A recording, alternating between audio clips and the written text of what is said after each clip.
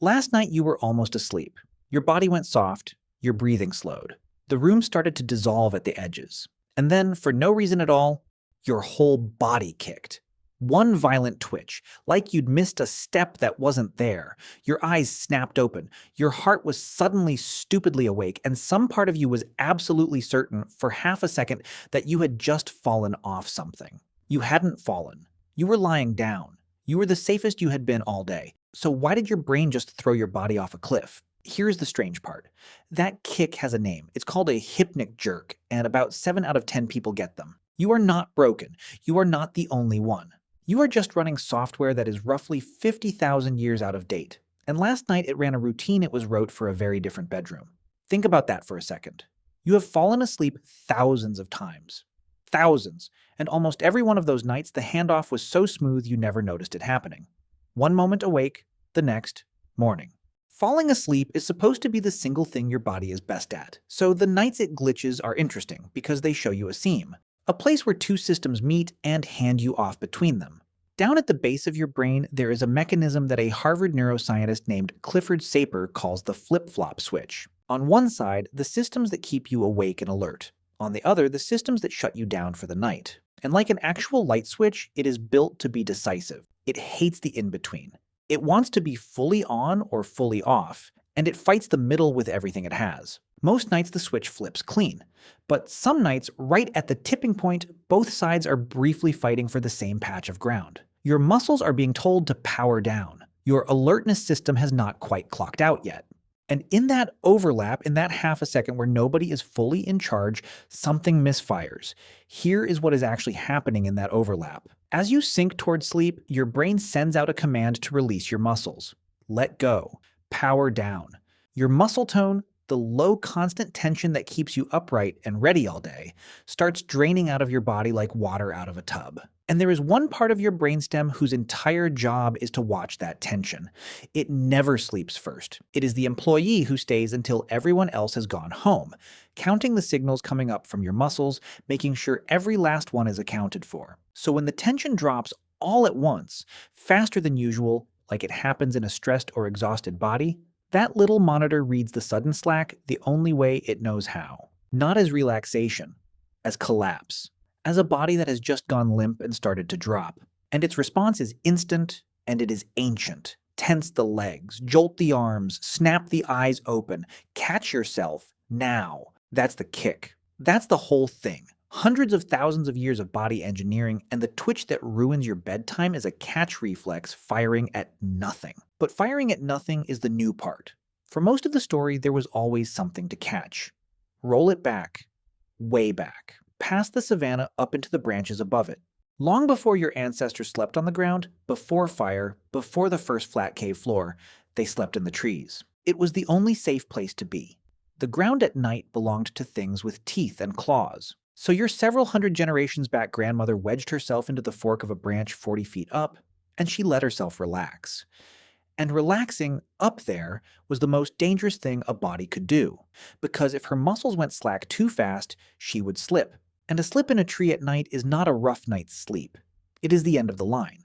So a reflex was worth having, a system that watched for sudden muscle relaxation right at the edge of sleep. And, if it happened too quickly, yanked everything tight before gravity could finish the thought.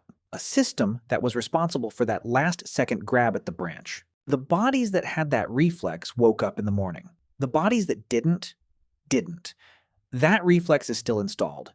It is still on shift. It just has not been told the trees are gone. And this is where it helps to picture who is actually running the night shift up there, because it is not you. It is a tiny, exhausted caveman at a control panel inside your skull, and at bedtime he has exactly one job. Keep the body from falling out of the tree. He does not know about your mattress. Nobody told him about the mattress. As far as he is concerned, you are, at this very moment, 40 feet up. And the readings on his panel just went quiet all at once. Muscles soft. Too soft, too fast. He squints at the dials. Body going down, we are falling. And he slams the big red button with both hands. Then the body kicks. The panel blinks back to green. Still in the tree, crisis averted.